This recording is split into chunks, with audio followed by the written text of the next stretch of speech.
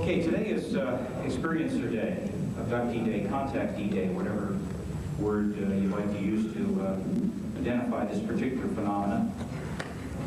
As I think most of you out there are aware, there's a lot of different kinds of information coming forward about this phenomenon. Is it good? Is it bad? Is it neutral?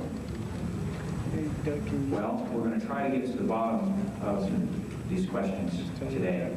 And to do it, we have 5 very distinguished researchers into the phenomenon with us. Giles Hamilton, Dr.Richard Boylan, Dr.Edith Fiore, Dr. Karla Turner, and Dr. Jim Harder. So I'm going to start now with the first researcher to my left, Giles Hamilton. Giles? Way back 16 years ago, there was a lady by the name of Lydia Stallmaker. I turned on the TV one afternoon, Channel 4 News out of Jacksonville. It showed Lydia Stallmaker out in the woods on the edge of Jacksonville with all the Channel 4 News staff, where showing them, talking to them, where she was picked up by a flying saucer. This was something quite extraordinary for 16 years ago. This fascinated me.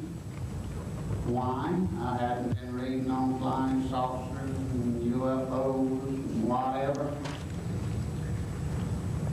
I actually hadn't had any great interest, but what she was saying on TV, the newsman, in detail, the whole 6 o'clock news was promoted to this.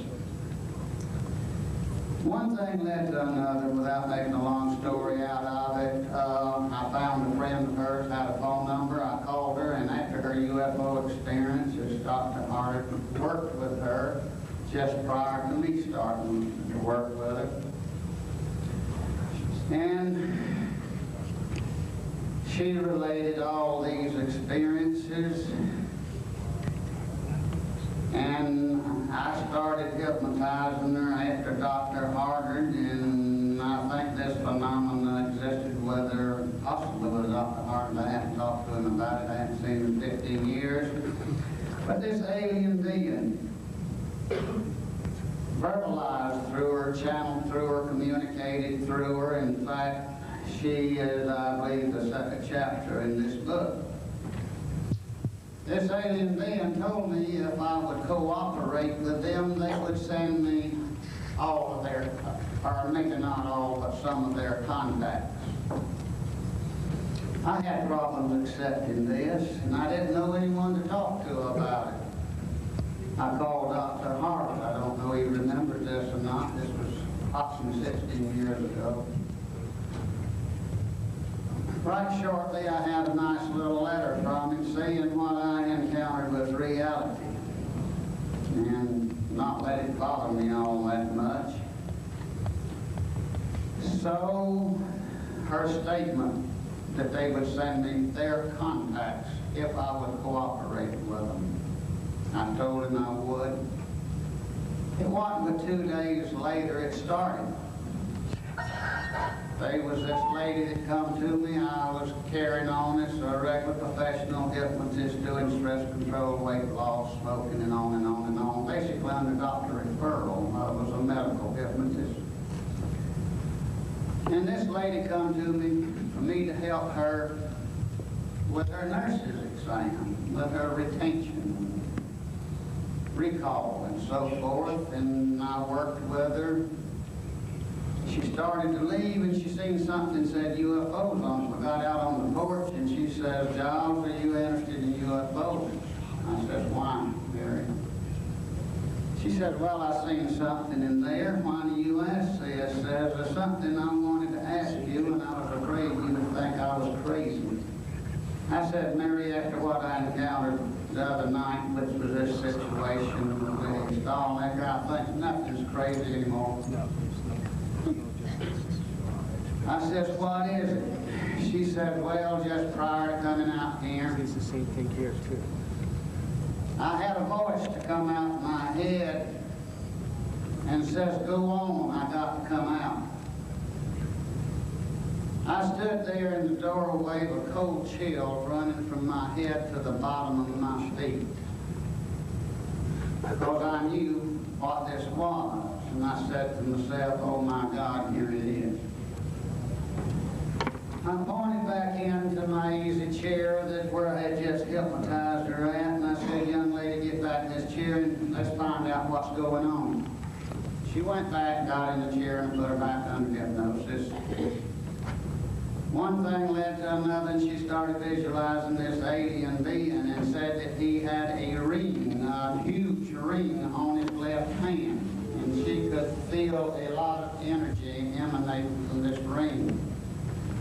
She says, really, it's more than a ring. It covers almost his whole hand. It's exceptionally large, and I feel this energy from it.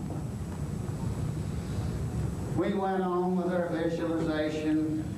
She kept focusing in and describing it. I don't remember the complete details now. This was some 16 years ago. The tapes in this pile of tapes, I got it home. But my abductions and my experiences, I got probably 400 hours now on cassette tape, possibly 100, 150 hours on video working with these people. And anyway, we went on. After this visualization of the ring, we started passing telepathic communication with this alien being. Thank you. Well, he bring this to a close. As soon as she left, I went back in there to replay this tape. Where we felt this energy at was about middle ways of the tape. And when I replayed that tape after she left, where we started feeling this energy coming from this ring, after that, the last tape of this tape was wiped clean. The first tape of it was perfectly audible. It became static on the tape, and it floated out and in. About the third time, then it was wiped clean. And it's 16 years old. Last time I checked it, it's that way today. And thank you very much. I've been slightly nudged here that I've used up my time, and thank you. Thank you, Giles. Dr.Richard Boylan. Good morning, students of the UFO ET phenomenon, researchers and experiencers out there. I'm Dr. Richard Boylan from Sacramento, California. I'm a clinical psychologist and researcher. Let me start with the chronology of my involvement in the UFO ET phenomenon, and then begin to talk a little bit about the current paths my work is taking. My interest in UFOs goes way back to when I was maybe this high, if you start with the table. 1947, when, believe it or not, I was a very young boy. That's the famous year, Ken Arnold's sighting of a squadron of UFOs over Mount Rainier kind of marked the beginning of the public press awareness of the UFO phenomenon.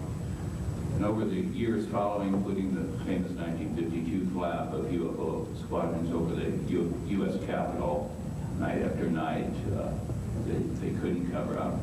I watched the debate between UFO researchers, amateur civilians, like many of you, reporting what they saw with their own true eyes versus the Air Force press information officers saying it wasn't that, a swamp gas, a flight of geese, and all that. And even as a young lad, was convinced that the UFO researchers had the better of the argument. Arguably, as UFOs are, they made a lot more sense than the so-called scientific explanations why they weren't what they were. So I stayed with that for my life while I got on with my career and family.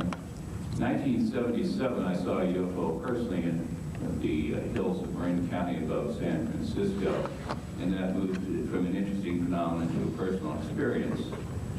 My father was from Missouri, and I was sitting down there, I'm from Missouri and I got to be shown. Well, I was shown, so that took care of the data problem for me.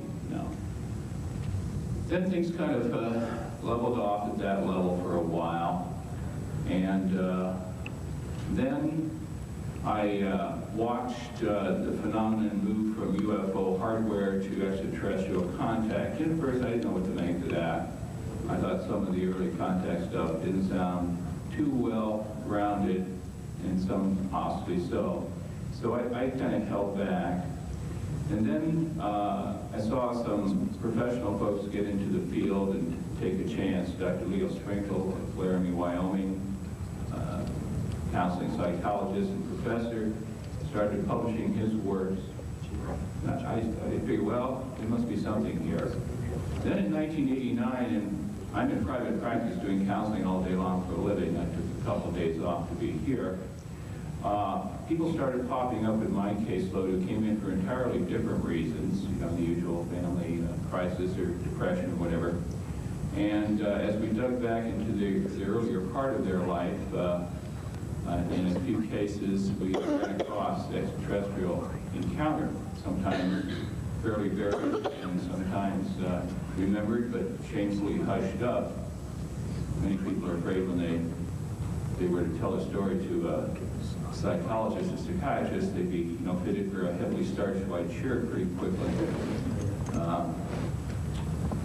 I didn't quite know what to do with it there, and then in '89, I believe it was, Dr.Edith Fiore's book Encounters came out, which she reported her work working with people of the experience in the South Bay area, and I was inspired by that to take a shot at it. Beginning in January of this year, I put out formal announcements to increase the number of cases I ran across over just what chance would bring in my caseload, and I'm up to 67 cases really investigated now. So I have some findings to share with you. We're not nearly going to get the time to do the subject justice today, but I do have my findings in a publication that's available out there in the back. Suffice to say that, 30 seconds. No. The phenomenon is real. We'll talk a little bit about what I think I found. I take some particular pleasure in, I think, doing some, I believe, original research about the difference between people who have a mild experience and people who are heavily traumatized and what's really behind that, which I hope to share with you later. So, look forward to a very interesting morning. Thank you, Dr. Boylan.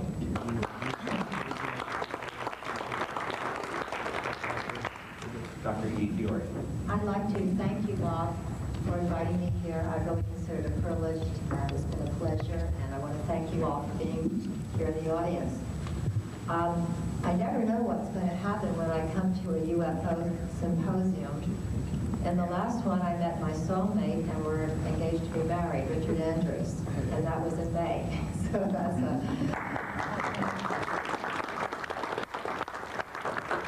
By the way, he's in England. I mean, he lives in England. Actually, he's living with me now, but he was from England, so you see how the fates brought us together. So you're quite sure what's going to happen next.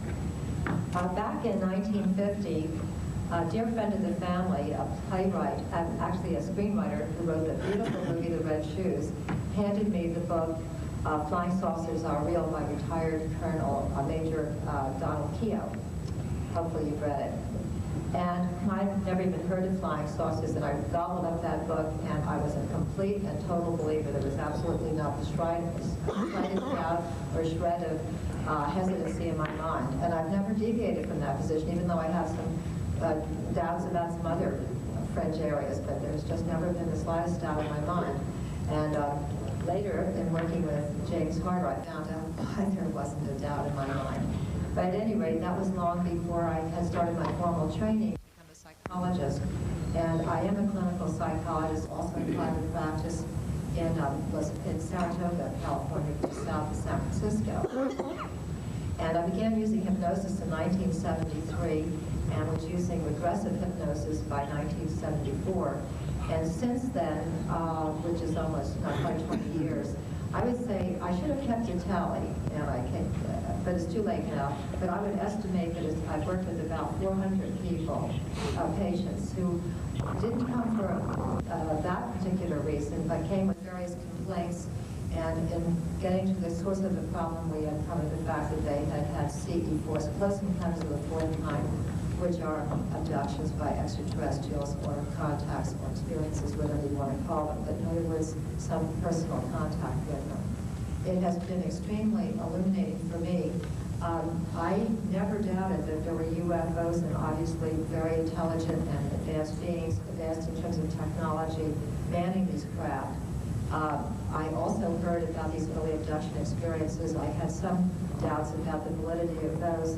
But in working with people in my office and finding that they come in with a phobia or whatever, and then they remember this experience, and then at that very moment, the problem is resolved, I know that something very significant has happened in the office and, of course, happened to create the problem in the beginning.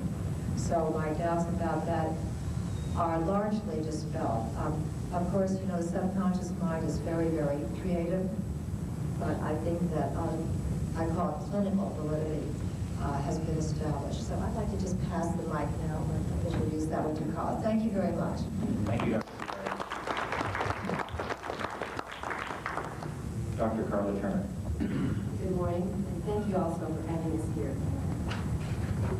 I wish I had someone like Edith to go to when my husband and I were having stress symptoms that took physical tolls on both of us back in early 1988, but we went to counseling to figure out why we were having such stress symptoms, and it was through relaxation hypnosis that eventually my husband suddenly began remembering some UFO encounters. We didn't know what to do with these, and like the rest of you, we were not interested in the subject. My background is in English. I have a PhD in Anglo-Saxon studies. I was a college instructor for many years. My husband was in computers. This simply was not part of our world, so we were babies about what was going on with our phenomenon. We knew nothing. We were lucky to make contact with an excellent abduction investigator named Barbara Bartlett, who works in Tulsa, Oklahoma. We met in the summer of 1988, and like you said, the symptoms do soon disappear. I know after perhaps 3 sessions of hypnotic regression, my husband's very severe symptoms totally disappeared, and after 1 session, my TMJ disappeared, putting off surgery permanently. Anyway, we began working with Barbara to figure out what was going on with us. And Barbara's background, I think, is as important as mine, since we worked together in the research field. Barbara began in the mid-70s as an assistant to Dr. Jacques Vallée when he was looking into cattle mutilation cases in the Oklahoma, Arkansas, Missouri, Kansas general area of the country. Barbara did the field work, and then when cases would merit further investigation, Vallée would come in and do that.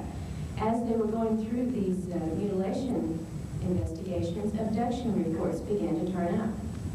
And Jacques was not as interested in these as Barbara was. And when they parted research company, if you will, in the early 80s, Barbara pursued the abduction reports. This was very fascinating and very important to her. She was the only person in the Tulsa area in 1987 who was doing this work when there was a little invasion of this area. I think there was similar invasion reports from different parts of the country where the cases literally exploded. Massive sightings, sheriff's reports, videotape from the television crews, hundreds of people seeing these and reporting these, and concurrently many, many abduction cases at this time. She located one of the best hypnotherapists in Tulsa to begin working on a voluntary basis with some of these cases. And when the caseload simply got too large for him to do on his own, he trained Barbara personally with his regression techniques and turned it over to her. He supervised for a while and then was convinced she was competent, more than competent, to go on with the work herself. When we began working with her in 1988, Barbara had already investigated over 200 cases in this 4-state area. She had a wide background in the varieties of reports of the phenomenon. Since then, and once we worked through our material, I became her assistant, and I work on the other end of it. I very rarely do any hypnotic regression, although I've been trained by her and by another hypnotherapist in the Little Rock area. In an emergency situation, I can do it, although I do not choose very often to do so. My field of expertise is writing about these reports, assessing the material that comes out of the cases, making the initial investigations and interviews with the cases when they first turn up. And since working with Barbara, our cases have now come close to about 500. So we have a very wide background upon which to draw our data to make our assessment of patterns and conclusions and the questions that really need to be dealt with. Currently, I also have organized and head up an abduction support group in the central Arkansas area, and this has proven very beneficial to the people there. Oh, well, thank you. After lunch on the Experiencers panel, I will talk about my book because this deals with the experiences that Barbara helped my husband and myself to uncover in our own cases, and this, of course, led us into the research. So I will talk about this a little bit later. And the title is? Into the Fringe. There.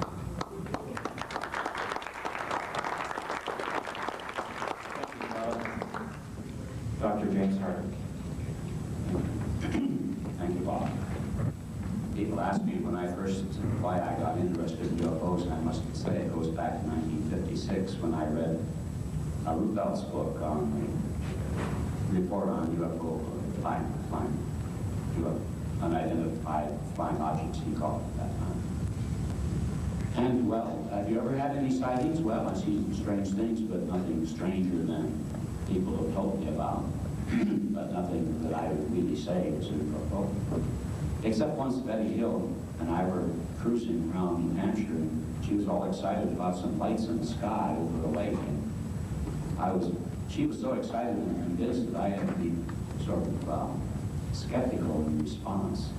But I must say, in response to later thinking that these colored lights that didn't move, didn't make any noise, and hovered no more than 1,000 feet over the lake, no more than 2,000 feet from us, was rather strange. But Rudolph just gave the date after he retired from the Air Force. Something about his 2 years, and he didn't say anything more than just the facts. He didn't come to any conclusions. But I'm a very logical person. At least I like to think so. And that was just sufficient evidence that I thought any reasonable person in the world would be convinced in an instant. Unfortunately, or fortunately not.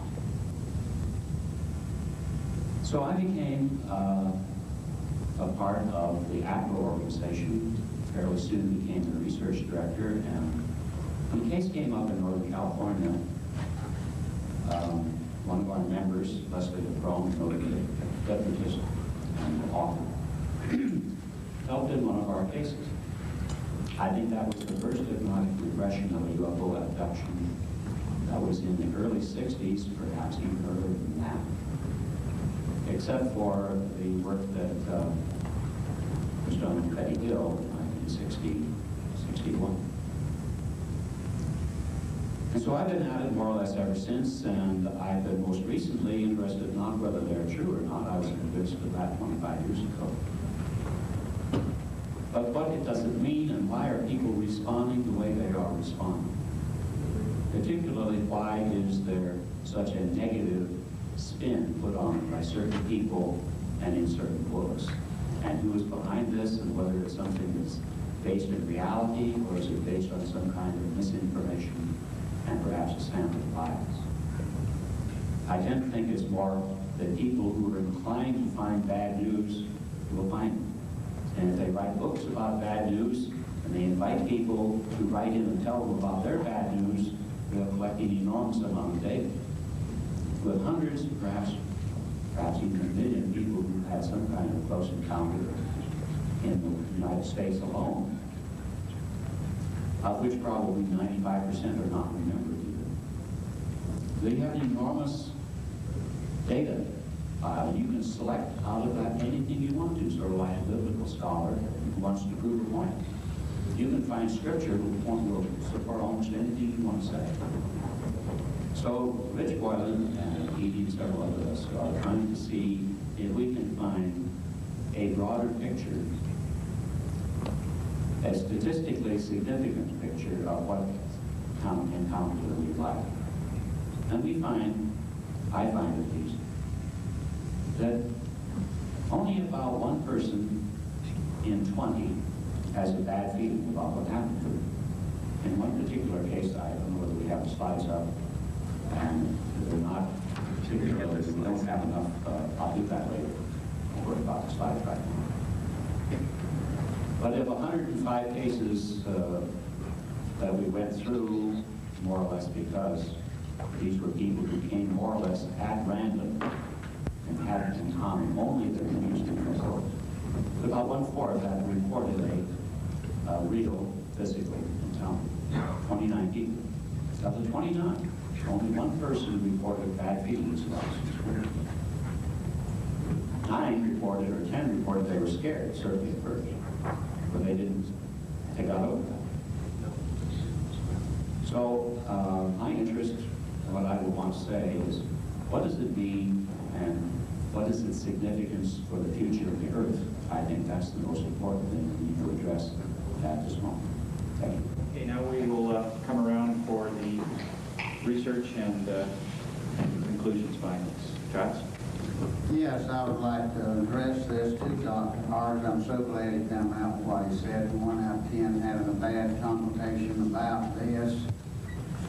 And I thought it was such a wonderful thing. In one of the videotapes, I believe it was the lady astronaut from Russia, I believe it was here last year, I'm not sure, but she made a statement on this videotape, and it was so encouraged, the way I feel, said that in Russia, if I understood it, they did not have a word for abductions, meaning as far as UFOs concerned.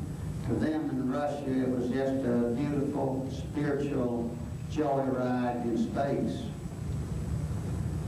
This done me a tremendous amount of good because so much of the time that's the way I find it. And with these abductions, which I don't like that term, but seemingly we stuck with it, like Dr. Hart said there, it's by the negative consultation that the person puts on it themselves through fear. I've done a regression the other day with a young lady. I more or less sweated blood with her for 45 minutes because she was scared slapped to death. They picked her up at 6 years old and put her through all of this. And she was hyperventilating and on and on and on. But this was her negative attitude towards it because she was just frightful. And if they wouldn't look at it from a frightful way, and do you feel this way about this generally, Dr. Harvard? Well, I find that people have an initial fear reaction, which they get over, and I think Rich Boylan has discovered that also. But usually during what I find is that during the hypnosis, if you ask the person fairly early on, are you receiving any messages? Are they saying anything to you? They will generally say, oh yes, they're telling me not to be afraid. And that helps them to remember that that was what they were told.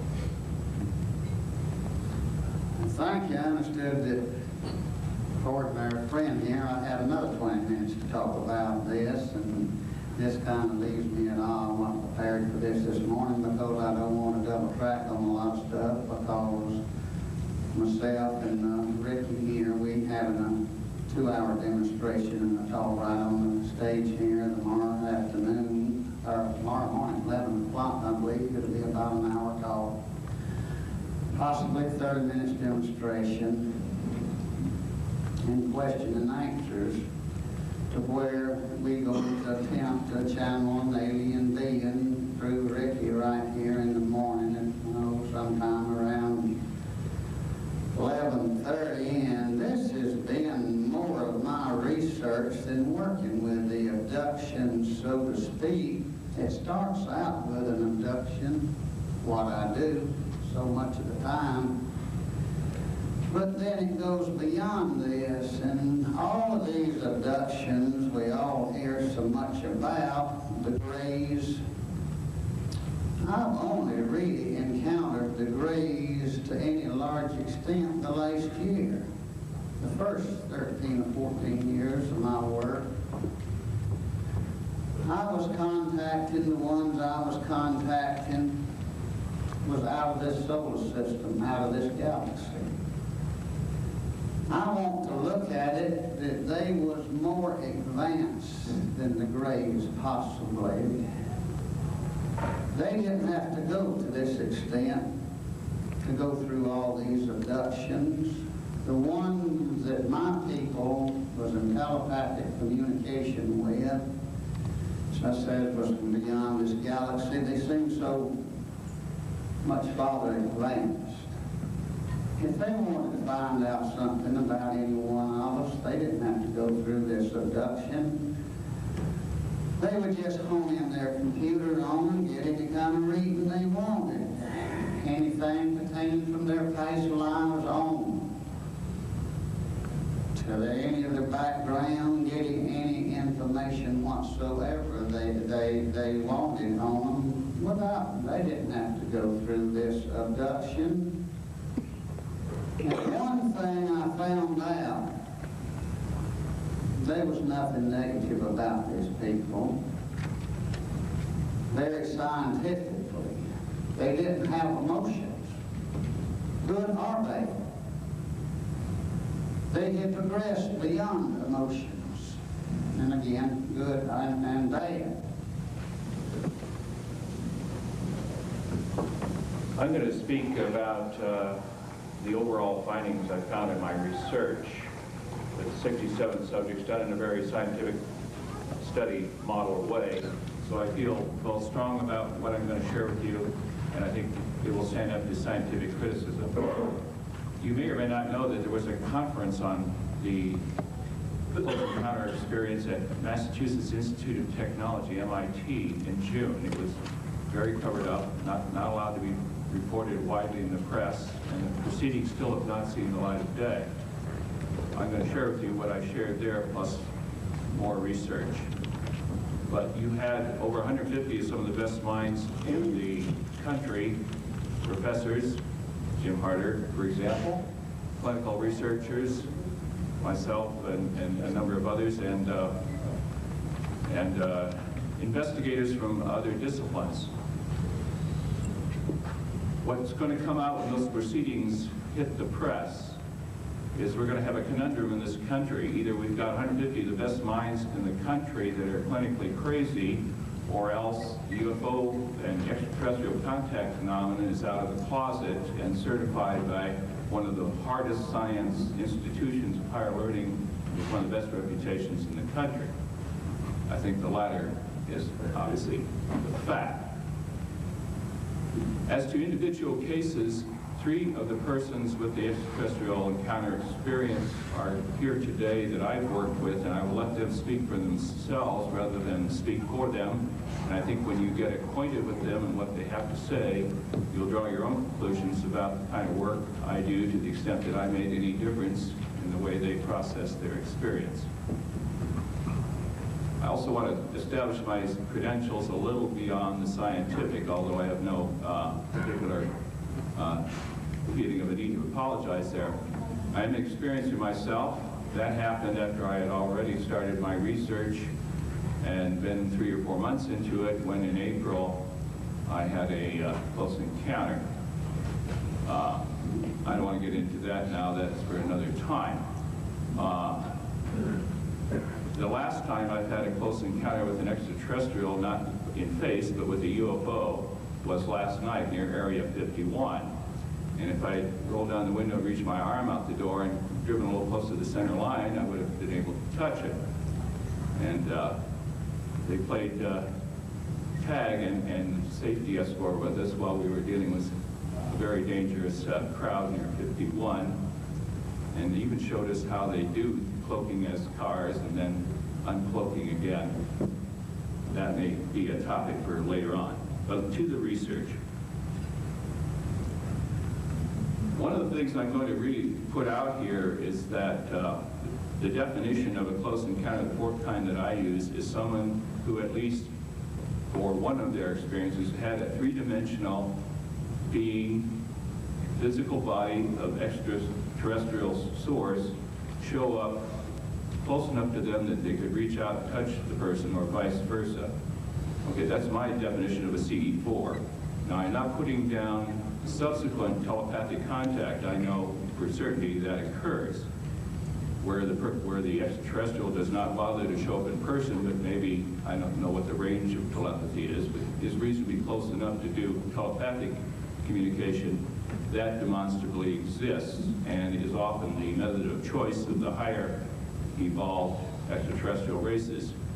They sort of get your attention by a personal visit, and then after that you learn to pay attention. I'm not putting down people who only claim telepathic contact with no physical show up, but for scientific purposes, so I can deal with some of the hard-nosed folks who want to be able to hit with a hammer and listen to a ring. That's the definition I use. So when you hear about 67 cases, they're that rigorous that I'm talking about. I'm also going to share with you a very major debate that went on at MIT, where I was on one side with Jim Harder, I believe. We would agree, and several other researchers, and Bud Hopkins and David Jacobs on the other, and a few folks in that camp. And to kind of make it oversimplified, let's just say it breaks down into this. The negative spin crowd, the ETs are lurking, menacing, violative rapists, low-lifers, that if you could see them coming and get the drop on them first, you'd be justified in blowing them away.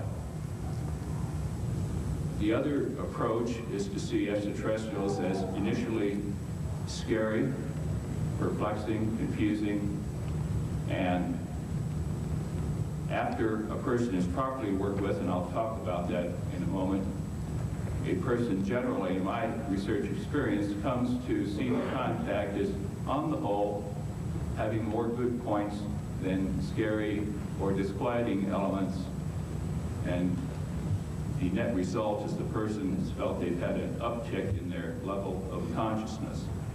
I would submit from both the collective messages I've got from experiencers and from other sources, from other researchers around the country and the world, that the whole point of the general avalanche of contacts, both UFO sightings and close-up encounters, that has been peaking, particularly in this last year and will continue to peak into next year, is about a raising of consciousness.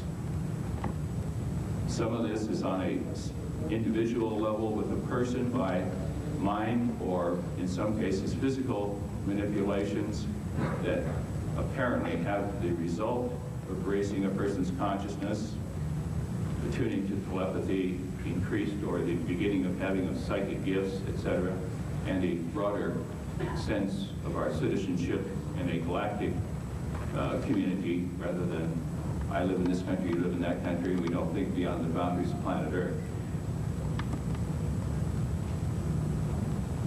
So there's the severe trauma school that God, isn't it awful, and the expanded consciousness school of thought about what close encounters are all about. I have found, contrary to what I initially thought, because some of my initial thinking was influenced by some of the stuff in print that I found since to be unlikely to be true, that most people do not experience post-traumatic stress disorder level trauma from a close encounter. They may be scared as hell, but most people do not. And the people who do, I believe I found 3 reasons why they do. I want to share those with you. The 3 reasons are, with the people I've worked with, almost invariably, 1, they've had childhood sexual abuse, in some cases not remembered. And because of the nature of the way some of the extraterrestrial races do their medical scientific procedures, it flashes the person back to the childhood abuse. Consider some of the parallels.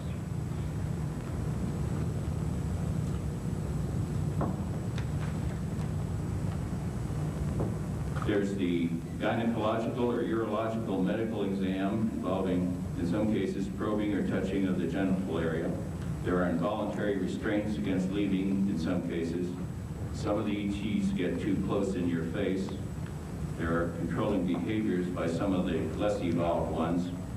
And then there's the repression of memory, either because of the shockingness of the initial experience or because the extraterrestrials induce a post-hypnotic suggestion that you won't remember the encounter, at least not until a later and better time.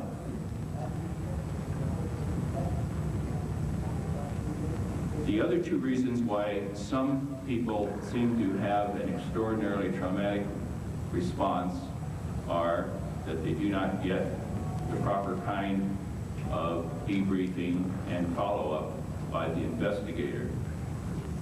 In some cases, the investigator has a bias or is leading in the way he or she does their hypnosis, the way they do their questions. The investigator already believes that, for example, all extraterrestrials are 3.5-foot grays who have no emotions and are very brusque and uncommunicative with the way they communicate, or they lead in the questioning when a person is highly suggestible under hypnosis in ways that will cause the person to overfocus or exaggerate the parts of the experience that could become traumatic. The third reason is I have some very preliminary but compelling evidence, and others apparently are finding the same, that some of the traumatized persons are subjects of psychological warfare, staged pseudo-abductions with military or intelligence figures and aliens, or perhaps short humans in alien suits, conducting a pseudo-abduction experience using elements of hypnosis, drugs, electroshock, torture, terrorizing techniques. And as a result of that, these persons are traumatized, believe they've had an extraterrestrial classic experience, and are therefore harnessed to put out the word that these people are awful, and become exhibits A through Z for the dark side analysis of what extraterrestrial contact is all about. When you take the people who've had varied childhood sexual abuse, the people who've been misguided and mishypnotized and led by a biased researcher, and the psych warfare subjects out of the crowd, I have not found anybody with post-traumatic stress disorder who's been properly counseled with follow-through. Let me share some other research with you. Sex of people showing up saying, I've had a close encounter, can you help me get a handle on this? Women, 54%, men, 45%. The age of people showing up, 38. These are not all young people. The youngest I've talked to is a 3-year-old, and the oldest I've talked to is a 61-year-old. I do not mean to suggest that there's not 80 and 90-year-olds walking around. I have anecdotal evidence from the 61-year-old that her grandmother probably had contact. This is not a 1947 phenomenon. How much do people recall a close encounter before they've had therapy and hypnosis? In my research, 9% have complete recall, 72% have partial, and 7% have no recall. It just comes out while something else is being looked at. Most people have enough of a hunch, a guess, or a partial memory fragment that they come in, of course. What's the degree of psychological reaction after a person's had a close encounter the 4th time? I find 23% have no symptoms. As a matter of fact, it was a cosmic meeting, interesting, a little shaky perhaps, but just transitorily so, and they're fine. People who've had what I call close encounter, extraterrestrial encounter syndrome, and I'll define that in a moment, I find 36% have that, a kind of mild level crisis that with proper handling and counseling soon settles down into, well, that was bad, and moving on with life. And the traumatic folks with enduring life-disabling trauma 27%. What's the mental sanity or insanity of people showing up saying, I've had a close encounter? Well, all I can tell you is my research population. Absolutely symptom-free, 66%. People with mild symptoms, they're not crazy, but they may have a little anxiety, they may be depressed, their marriage may be kind of shaky. 23%. People with severe mental disorders, 11%. In other words, 1 in 9. But that still leaves 89%, or 8 out of 9, psychologically sound. So we're not dealing with a bunch of Looney Tunes here. We're dealing with a very normal, representative cross-section of the population. And 5 other research studies at MIT came up with the same conclusion. What is the people's attitude towards their close encounter after they've had some counseling? Positive, 61%, ambivalent, saw a lot of good things, but some negative things, it was scary, or I'm puzzled, or I feel unfinished. 36%, negative, 2%.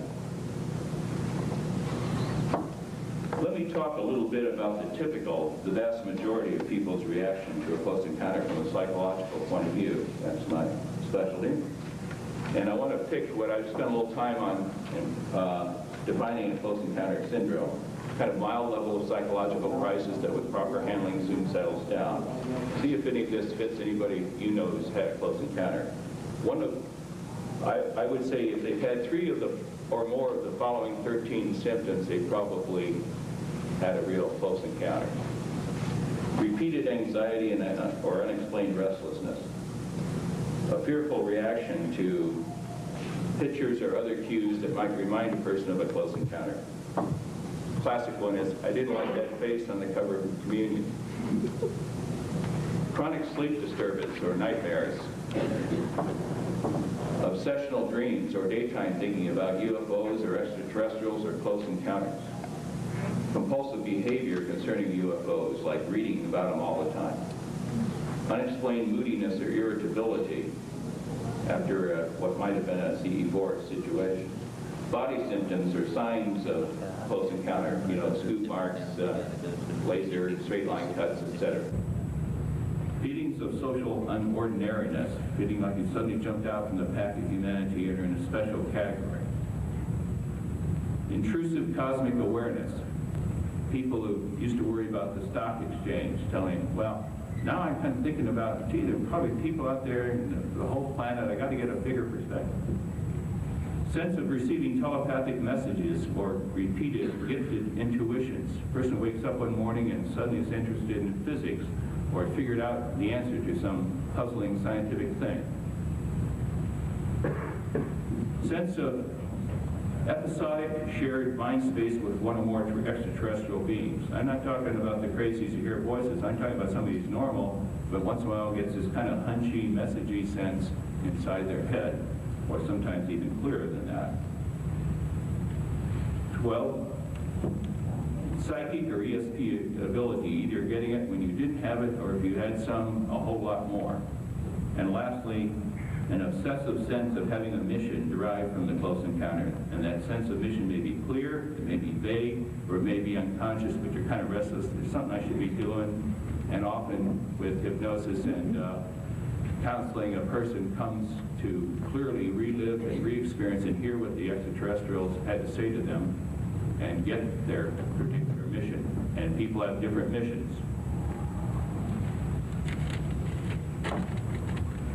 I'd like to say a little bit about how I do therapy. Everybody's got their own style. This is what I think seems to do the job well from my experience. Prompt intervention. Don't wait 2 or 3 years, but people, I know, I've talked to them, been sitting on this for 30, 40 years, decades, waiting to find somebody who was going to lock them up if they talk. I put an announcement out in the paper, the friendly, sympathetic psychologist wants to talk about your CE4 experiences. People have been pouring in the door. They've been waiting, in some cases, for decades. Reviewing the person's history with attention to remembered or possibly repressed CE4 episodes. Listening with a tendency to accept the story rather than overcriticalness. If people are lying, bullshitting, or playing wannabe, that'll become obvious soon enough. I found you're better to err on the side of acceptance because We're still learning about the variety of races, the variety of styles, and the approaches. And it's too early to say, well, I haven't run across that so far, so you're probably lying. Okay, great. We're in good shape. Using hypnosis, and I think that should be done by someone who knows what they're doing, with no bias, and if the material that brings up is traumatic for the person, scary, creating emotional crisis, if the person who's doing the hypnosis themselves is not a professionally trained therapist, they should move the person over to a sympathetic therapist, sympathetic to this phenomenon, for working through the emotionality. I do not have an argument with people who are well trained and do good hypnosis and tag team with the therapist. Between the two of them, they get the job done where it needs that. And not everybody needs therapy. Some people just need grounding, that they're not crazy, and to find out about the government cover-up. And once they do that, they realize they're normal, they just had an extraordinary experience, and they can go on. Obviously, integrating what you come up with what you already remember from conscious state, providing a little reassurance, and very much important, connecting with a support group of fellow genuine experiencers. Now, not to offend folks, but there are some so-called UFO or experiencer groups out there that are really kind of contactee wannabes, or maybe kind of new age enthusiasts who are long on imagination and short on experience. But when you get in a crowd, in a circle with some genuine experiencers, it is amazing what goes on in there in terms of not so much emotional support, but consciousness sharing. And what I like to say with the group I work with, it's like a jigsaw puzzle. Everybody comes in, brings a piece, and when everybody puts all their stuff on the table together, an amazing whole and very large picture emerges. Thank you very much. We'll talk more about this later.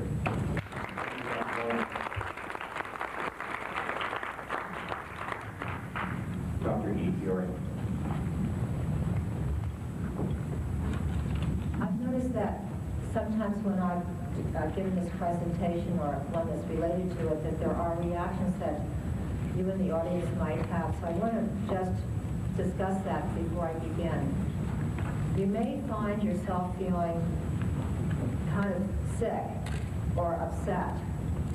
And the best thing to do is just hang in there and take note of that, because that will be another piece of this jigsaw puzzle that Rich was talking about. I gave a workshop in Denver, that fateful meeting, symposium, and one woman left the room after feeling dizzy, went actually up to her room and threw up. And then she came back down about half an hour later.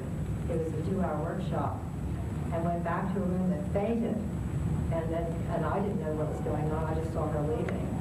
And then later she told me the next day, so anyway, I put it in the hands of somebody who could continue to work with her, namely Leo Sprinkle. So you may find that you're having some reactions. There was a recent survey, the Roper survey, that concluded that approximately 1 out of 50 people in the United States has had the abduction experience, or CE4 experience, whatever we want to call it. That would be over 4 million people if they're right. And even if they're not right, let's say that half of those people have had the experience. That's 2 million people. That's a lot of people. And what I find in my work is that most of these people have very little idea of this. In other words, people may come for help because of a phobia or whatever, and they uncover the CE4. They had no prior knowledge of it. But I'd like to do something that I often find missing in these presentations, and that is to give you a picture of the typical CE4 experience. I think that as a presenter, we often assume that you all know, but some of you, I know I talked to one man here who's here for the first time, so you may not be aware of what the typical CE4 is like. So I'd like to just, drawing upon composite cases, put one together for you. Let's call the abductee Anna, and the typical one would begin at night. Let's say she's about 34 years old, married with 2 children, and she's living with her husband and children in suburban America.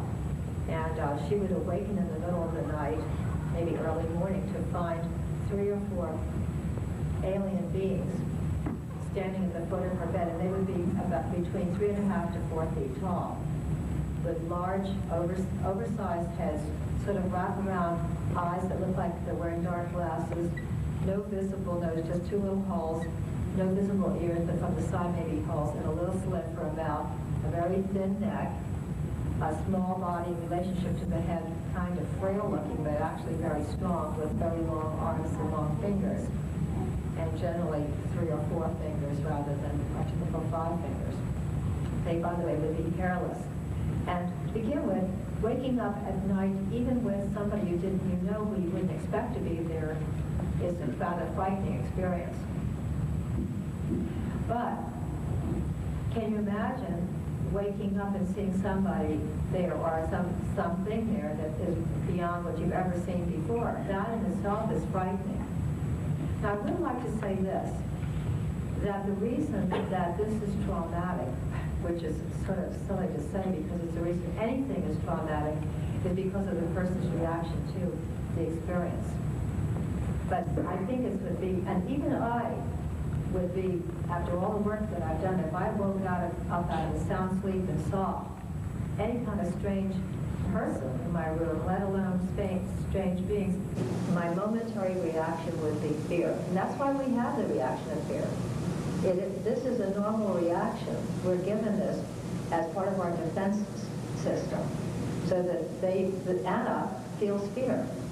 And then she is sort of immobilized in a sense. She can't scream out, she cannot resist. This is the typical pattern.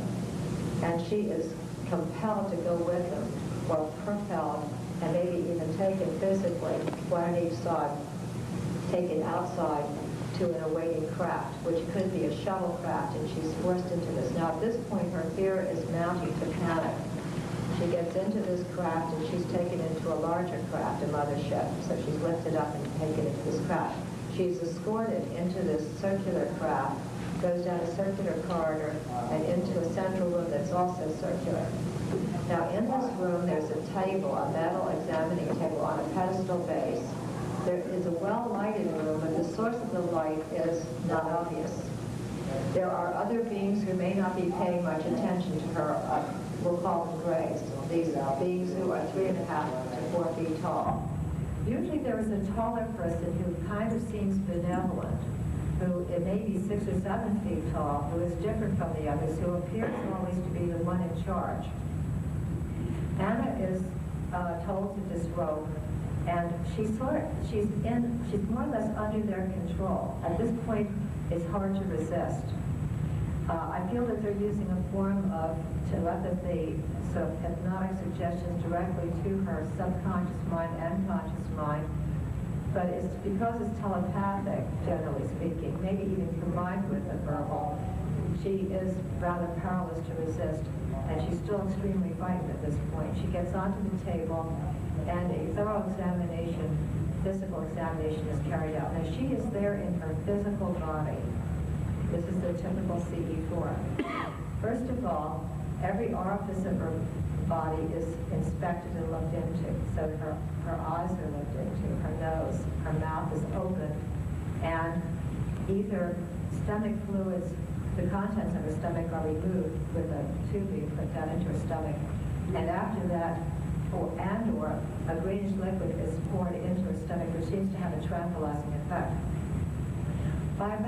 Before this has happened, let me backtrack a bit. The taller being who's in charge usually stands back, would be standing in back of Anna with his hands on her temples and telling her to relax, and she would feel kind of goodness and love coming from him, and she would relax. So that from this point on, it's not quite as terrifying, but it still isn't fun. And it isn't like uplifting at this point at all. And the examination is carried out. Now, they will go down into the genital area, looking into that area, and of course she will feel embarrassed and humiliated because these are men and these are strangers, and this is being done against her will. And then they do a rectal examination. And at one point they will put a needle into her navel and extract ova from her, whether she likes it or not. And if she protests, that's just too bad. And then During this examination, an implant is put into her nose through the right nostril. There's a needle with a little kind of teeny little crystal that's put into her brain. And rather than give you all the variations, we're just going to do the typical one here. Now this is important, and I think that this is, my viewpoint deviates somewhat from previous authors. Let's say that Anna has had a very severe yeast infection that has been incurable and very recurrent. A medical treatment is carried out, a healing treatment is carried out, in which some gel would be inserted into the vaginal area. And this would have a healing effect, a curing effect, so that not only has the exam been carried out, but there's been an effort to heal her for whatever problem she has. Let's say that's the only major problem or problem, minor or major, depending on how you look at it, that she has. Now at this point, she may ask them where they come from, and they may say the Pleiades, they may say Zeta Reticuli Sirius, or they may not give her answers at all. And then she is told to dress, and as she's dressing, she is told that she will absolutely not remember this experience. Now, if she is a very kind of frightened type of person in general, she'll be more than happy to agree mentally, yes, I do not want to remember this.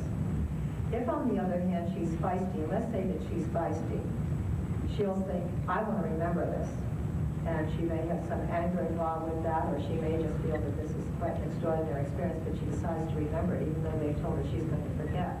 Then they will return her to her room, and she'll go to sleep, and she'll wake up and not remember it. But she may have, from that point on, a phobia of not even being able to go into that room, or having to sleep with the light on. So that would be, and also feeling insecure, so that she is left with psychological problems. So that is the typical experience that I have seen in working with, say, 400 people. And this is a composite person. Now, this is just one of a series of CE4s.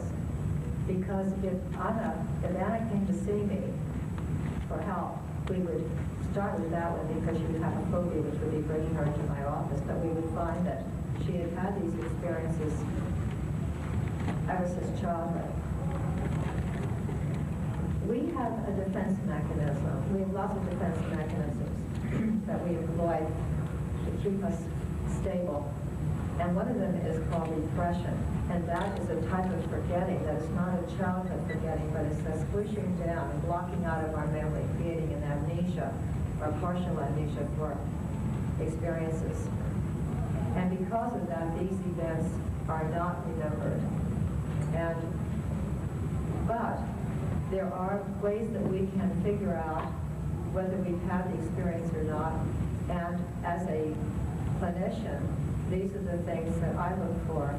And I have listed 10 of them, some of which Fringe has already alluded to, but I'll go over my list. The first one is the missing time phenomenon, and that is where there is a period of time ranging from about 45 minutes up to, say, several days even, but usually it's about a few hours, in which the person absolutely cannot account for the time. Now, of course, this is not, we're not counting on being drunk or under the influence of drugs or anything of that sort, but there's sort of a blackout. And this can occur while the person is driving. All of a sudden, several hours have passed, they may even be on the wrong road, or it could be during the day. The problem with the missing time phenomenon is that a lot of these experiences occur at night. We're really generally not that aware of two or 3 hours that would be missing at night, particularly if they go right back to sleep. The second is nightmares or dreams, even one nightmare or one dream, but particularly repeated ones, of UFO or ETs. The third is sleep disorders. For instance, the sort of thing where you might wake up at 2:54 every morning. or have trouble going to sleep, or not being able to sleep at night at all. I had one student, college student, who couldn't go to sleep until it was dawn. Fourth is waking up with unusual bodily sensations. That's usually a tingling feeling or a paralysis or something of that sort, just feeling very, very different. And 5 are physical marks on the body. This, of course, is the consequence of the physical examination. Oh, I didn't mention that they would extract blood and take the clippings of the nails and hair, and maybe scrapings of the skin. They would take little plugs of skin. So, of course, when this is done, it leaves a bruising. At least a scarring. 6 is feeling monitored, watched, and or communicated with. And of course, we have to discount those people who are really mentally disturbed. 7 is the sighting of a UFO. This is usually the only, a bit of the memory of the CE4 that is allowed in the conscious memory. The rest is repressed. 8 are vague recollections of CE4s. Of 1 or more CE4s. And this is where the repression is not complete, where there's sort of like a feeling of maybe it happened, maybe it was a dream, I can't be sure. 9 are unexplained healings, because in 50% of my cases I've found that people have been healed, sometimes of life-threatening illnesses. So that if a person has migraine headaches, and then all of a sudden one day they wake up and they don't have a migraine headache any longer, this may be a sign. 10 is reacting with fear and or anxiety about UFOs and or ETs. And as Rich mentioned, the cover of Communion has evoked a lot of responses from people. One of my patients actually urinated in the bookstore when she saw the cover of that book. Just lost complete bladder control. Because what she was doing is she was reliving with that loss of bladder control and with the emotions of fear, what she actually had experienced before. You see, repression could not be maintained because of the similarity. In this case, the face of the book compared to the memory of the face that she had seen before. I think we have to ask the question, are these CE4s real? Well, we have the evidence of worldwide recurrence that are similar. In other words, what I just told you in the hypothetical Anna, a researcher in France or Japan or South America would be telling you. 2 are these remembered under hypnosis CE4s are similar to the ones that are consciously remembered. And some of these people are not sophisticated. They haven't read the literature. So it isn't as though they read a book about this, for instance, like my book, and then they come in and report this. Now, of course, many have come in because of reading this book. I collected my data before my book came out, obviously. 3 are, there are multiple abductions with similar accounts. And maybe, I'm not sure of Karla's presentation, but often similar family members have been abducted, and under hypnosis or even outside hypnosis, they report the same thing. Or it could be friends, kids on a beach somewhere who were picked up.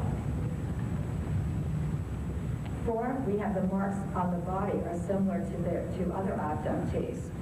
In other words, the scrape marks, the puncture mark, the scoop marks, include these nosebleeds, which of course are due to the implant. The reason that I feel that these are real is that the dreams that people have or the nightmares that they have, if the person is put under hypnosis, they turn into not nightmares or dreams at all. They're actually flashbacks to the experience. And most importantly to me as a clinical psychologist is the crippling symptoms that people have had that were eliminated by doing a regression to the CE4. In other words, as I mentioned when I was introducing myself, it just doesn't make sense for a symptom to be eliminated at that moment by somebody making up a fantasy. Let's say they've had a problem of a very, very severe phobia for years. Does it make any sense whatsoever when this phobia may have crippled them that with 20 minutes of hypnotic regression, that is a little fantasy that they're making up and now they're totally free? There's not a twinge of anxiety when they drive by that place or go into the garage or wherever they had the problem. Now, I'd like to talk about the effects of these seeking force, and I'm going to skim through this because we've got 2 minutes, okay? So I'm just going to read these to you, and of course, Rich did talk about some of them. First of all, the major psychological effect is fear. This can range from phobia to panic attacks, to mild fear to anxiety attacks, and these are ET, UFOs, being kidnapped, abductors, needles, medical equipment, monsters and owls because of the big eyes, and the dark. 2 are night terrors and nightmares. 3, insomnia. 4, sense of helplessness and powerlessness. 5, general insecurity. 6, sense of impending doom. And 7, fear of going insane, which is a terrible psychological effect. And, I mean, I just can't imagine what that would feel like. On the plus side, we have the development of psychic abilities, which are healing abilities, seeing auras, being more intuitive, being able to read people, and developing precognition. Then we have the sense of a mission, which Rich alluded to, which is a world consciousness, a desire for world peace, maybe a political activism, getting involved in ecology. Also, another effect of these, which I also alluded to earlier, are healings. In 50% of my cases, there were healings, sometimes permanent, sometimes not permanent. And these can range from mild problems to life-threatening problems. I mean, really life-threatening, like an AV formation in the brain. So I will stop at that. Well, one more thing I want to say. I'm not going to get into cases at this point. I may later, but I probably have a minute or so left. Everything depends on how the person reacts to the experience, whether it's traumatic or not. If the person could overcome their initial reaction of fear, this can be an extraordinary experience, because think what it means. You're interacting with intelligent beings from another galaxy, perhaps, or other worlds. And it could be one of the most significant peak experiences of a person's life. So it just depends on how the person reacts to it. 2 people could react completely differently. One could be traumatized, maybe insane. I mean, I haven't had that kind of situation, but it's conceivable. And, well, we saw that from the presentation from AJ, the person in Brazil, he expressed childhood. He was virtually no longer functioning. And the other could be that this person could become extremely powerful in the world in terms of bringing world peace, or using at least his own personal life, having a real beautiful meaning in his life as a result of the experience. The very same experience, so it's how we react to it that determines whether it's going to be a, quote, good experience or a bad experience. I'd like to stop on that note. Thank you. Thank you, Dr. Fiore.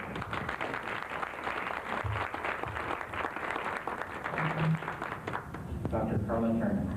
I suppose if a person can learn to forgive and understand and sympathize with a rapist, it's not a bad experience. However, I don't think that that's necessarily good for the rapee nor for the rapist.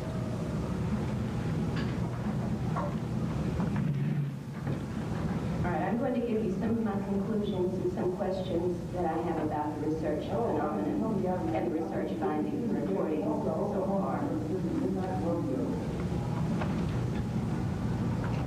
Here are the conclusions that I've reached from the research with material from almost 500 cases personally with Barbara, and also talking with cases from other researchers, not just the researchers reporting on those cases, but those cases themselves. I would say these things may be true.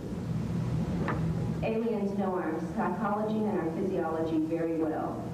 They are not doing experiments to learn about us, they know about us. The nature and extent of their involvement in repeat abductees' lives is somehow actively exceeding the mere impact of the specific encounters. I can talk about that a little later. The aliens, whatever they are, and I use that term only as a shorthand notation. I have no idea if they're from another planet, another dimension, this dimension, whatever. But I will call them aliens just for convenience. Are physical and limited beings. They are not spiritual beings. The aliens use technology that allows them to manipulate other dimensions, such as time and space, which is so impressive to us that we may think their abilities to do this are natural rather than technological, and therefore that they have some spiritual edge on us. Aliens' deceptive dealings with humans makes them unworthy of human trust. For instance, they use screen memories to disguise conscious events, encounters, onsets, events within those encounters, and the closing of these encounters, and a screen memory is in fact a false memory. Therefore, it is deceptive. They present themselves in false guises using the same sort of device. They do not show us what they actually are. They show us images that are not real. This is deceptive. They give us false experiences that seem very real to us. We can have an experience that feels, in every sense of the term, real as you and I sitting here this morning, which in any objective sense of reality do not have. This is deceptive. Screen memories, such as the ones we've talked about and that you may have read about, not only extend to conscious events, but from the case work that we've been doing in the last couple of years, we have very good reason to believe that these screen memories can also penetrate to levels that even under hypnosis, once these are recovered, are still false memories and mask yet further, deeper events of a different reality. So I would say that I think it is imprudent to accept the actions of these beings at face value, and I think it is further foolish to accept their words as true. So what do I think we can accept? What answers may we believe? If we look at the data openly, and looking at the available data that you can get in the bookstores now and at the conferences now and the presentations now, I think there are some questions about what we find presented to us. Now, abduction research, and I've done my homework and read everything I can available on it. I've talked with many other researchers, not only in the mental health profession, but outside of it, who have worked with these cases. Off the record, they have admitted that the reports they've made public are censored. They are partial. They're in some ways not the entire picture. But Hopkins is proud of the fact, for instance, that he holds back certain pieces of information for his own purposes. That means that when you read these reports, you're not getting all the data. David Jacobs, for another, admits that in the material he used in Secret Lives, for instance, although he had a fairly limited number of cases, I think less than 80 to work with, he chose to throw out 17 of those cases before presenting the data because they didn't fit a neat pattern. Again, you're not getting an entire picture of this phenomenon.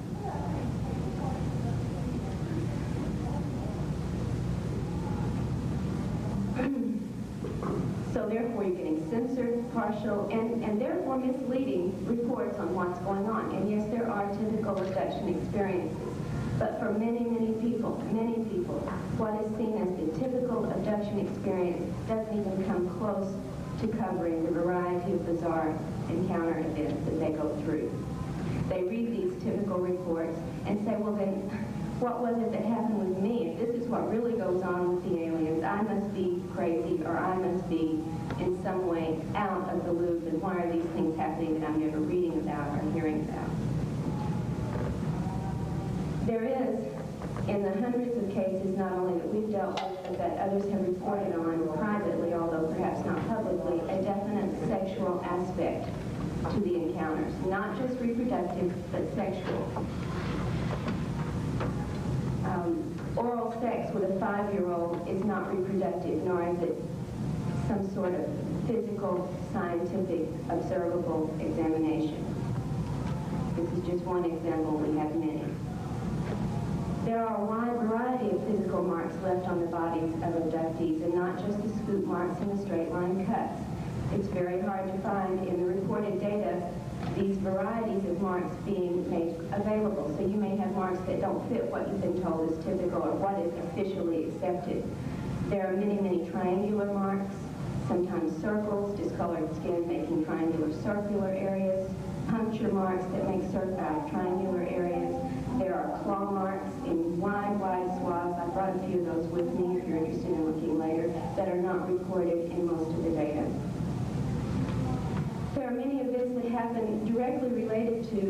abduction event that people go through that have nothing to do with reproduction or with the raising of consciousness or with physical examinations that involve such things as livestock and pets that we don't see any real logical reason for.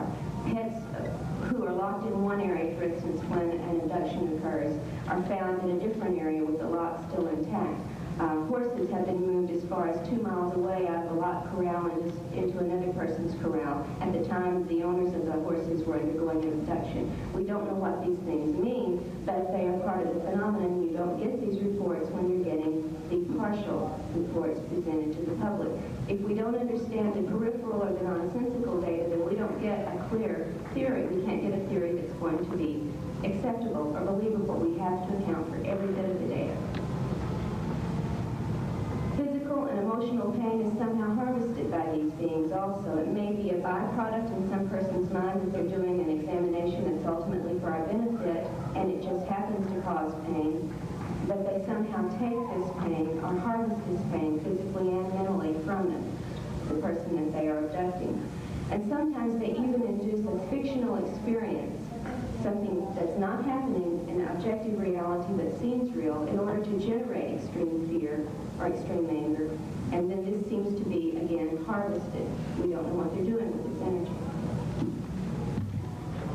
We have numerous reports of aliens who have already had an abduction relationship with a being at some point in this experience, removing the abductee's psyche or consciousness from the body, installing an alien entity into the body, and then sending that human body out, unbeknownst to those around this body, using this as a vehicle for some other purpose. And often the psyche or the consciousness of the person whose body has been borrowed is allowed to watch this from some ship or other facility to see that their body can be used by these beings to do things that the person has no control over.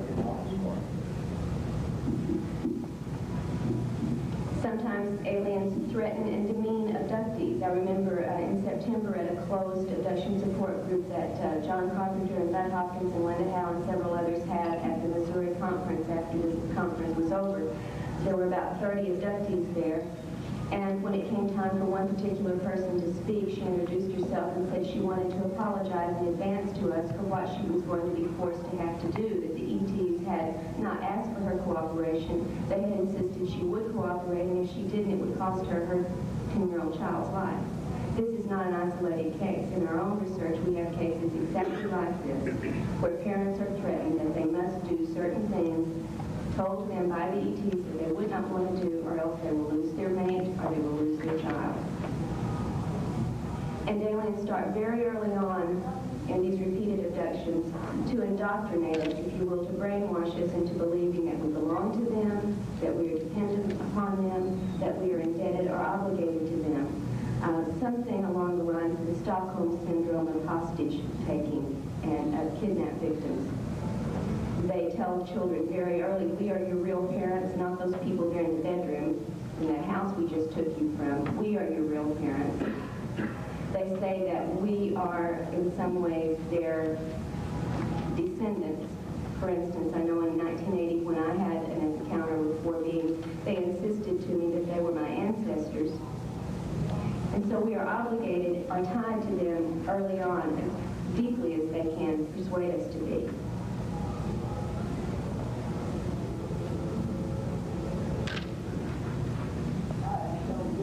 Now, I'd like to raise at least this thought. I know that I'm a limited person. I have human logic and human morality, and I think this is really what God gave me to work with, and therefore don't blame me if that's what I do have to work with. But I have to ask some logical questions. First off, the things that Edith has described as going on in a typical abduction, and not to mention the much more bizarre abduction experiences that do happen. If these things were done to one human being by another, would we call this consciousness raising? Would we call this the most wonderful experience in a person's life? Or would we call this abduction, an infliction of unwanted physical intrusions on our bodies? Now, while we're able to hold people who do that to one another accountable by law, and yet to think it's wonderful when it happens by non-physical beings logically escapes me. Secondly, there is such a thing known as the good cop, bad cop syndrome. when a person is trying to be broken down for either information or cooperation, the same force, the same group trying to gain this cooperation or information can take the two opposite approaches. At first, the person may be faced with someone who's very intimidating, very threatening. In other words, to bring them to that sort of frightened state of mind where they're in need of help, they're fearful and in need of help. And then the frightening or intimidating person is withdrawn, and the good cop comes in. That's all right, I'll be your friend, I'll take care of you, I'll make the pain go away, you can trust me, you can talk to me. And we're so much in fear and so much in need of help that we turn to this person and begin to develop a sense of trust. This works very well, human to human. And as I said at the beginning, aliens know our psychology very, very well. I think there's no reason to think they would not resort to such methods to gain our trust or our cooperation themselves. If you think of it, is it likely that a benevolent group or race down here for benevolent purposes would occasionally do bad things, harmful things, painful things to the people they're trying to help? Is it more likely that a group that is not benevolent, that has designs that may not be to our advantage, would sometimes do good things, healing, helping, spiritual statements or experiences to these people in order to either throw them off track or to gain their trust or to cover up an essentially sinister agenda? By human logic, the second seems more likely than the first. Now, we don't really have any answers. If anyone here or elsewhere tells you these are the answers, that person is lying. We have no verifiable answers. We have theories galore. We have assumptions. We have hopes. And we have fears, but we have no answers. There's no book to check these answers in. There is no verifiable source for anything that we may conclude at this point. There's a lot of divisiveness among the researchers. I think Richard talked about the two camps, and they sounded like, sworn enemies. I don't know how you're going to get any kind of answers if you've got camps at a standoff with each other. Your way is wrong and my way is right. No, your way is wrong and my way is right. This is not going to get us anywhere.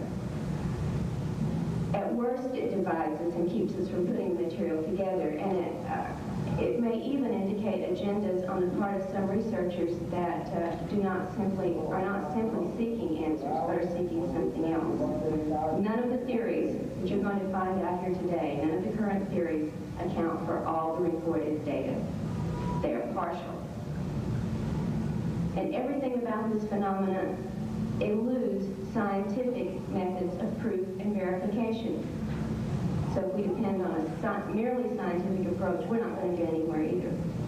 After years, literally years of research, as Bob pointed out, some of the best minds in the world, some of the best minds in various fields have been focused on this. We have no answers. No verifiable, documentable answers to even the most fundamental questions. We don't know the exact nature or origin of these beings. Now, somebody may tell you they do, but they can't prove it. Well, he told me, the ET told me he was Rosetta Reticuli. Well, that's not proof. The aliens sometimes seem to want us to love them, and other times they seem to want us to fear them, and we have no idea why. We don't know exactly what they're doing with our reproductive material and physical samples that they're taking from us, and they've given at least two implied and explicit explanations for this. One is, of course, the crossbreeding alien-human race that they're supposedly coming up with. They tell us that, and they show us that, but again, they can be deceptive in what they show us, so we can't take that as proof. They have also shown and told other abductees that the reproductive material they take from us, including the fetuses, as well as the sperm and ova, are used to make their biological robots, all those little grays you see running around, the ones that most of you encounter. According to some of the things that these ETs have told their abductees, those are not ETs. Those are robots, and they're made strictly from human material. The ETs are the ones in charge of them. So they're taking our fetuses and our babies, perhaps, and making the workers that they send out in the field to do most of the dirty work. Is this true or not? We don't have verification. We don't know know the motivation behind the repeated alien predictions of a global change and chaos. And we don't know how far to trust them. They've made predictions in the past, none of which have come true. And yet they're making much more widespread predictions now. Again, how much faith and how much trust do we have to put into these? Is there another motivation for making these kinds of predictions? And again, I'd just like to say, with so many years of so much excellent research, why are we no closer to verifiable answers? Bob, how much more time do we have? 2 minutes. I don't have time to go into some sample cases that would show you the kinds of deception at work here, but I will say that very often people come away from the experience, even after hypnosis, and believe that they have had a benevolent encounter, that they've been given spiritual, uplifting information, and that they are special and chosen to have a job to do. With further probing beneath this recalled memory, very often extremely opposite experiences do emerge that involve anything but spiritually uplifting encounters. And so I would warn you that whatever you read, whatever you think, to be cautious of accepting any of it at face value. And I'll go into more of these experiences later. Thank you.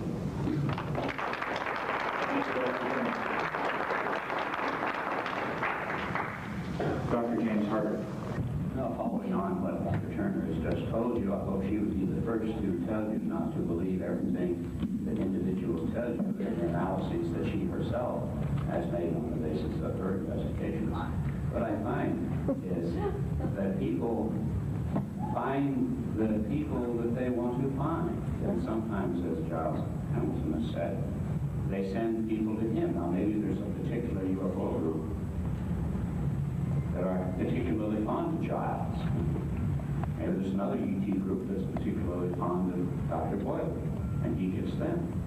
Now we know in the vicinity where Karla lives, there's a fairly indecent type of alien abroad who are doing calculations, and that may be heavily involved, and people who have that kind of experience, who remember it, come forward, and you get 500 cases of that. What is 500 out of 500,000? You see, we are in the position, and I would agree with Karla now, I'm kind of like the 5 blind men who were trying to describe an elephant after their tactile investigation.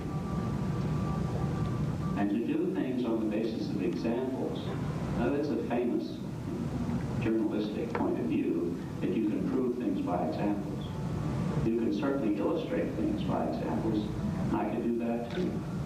I had a telephone call recently from a woman who believed that various things had happened to her.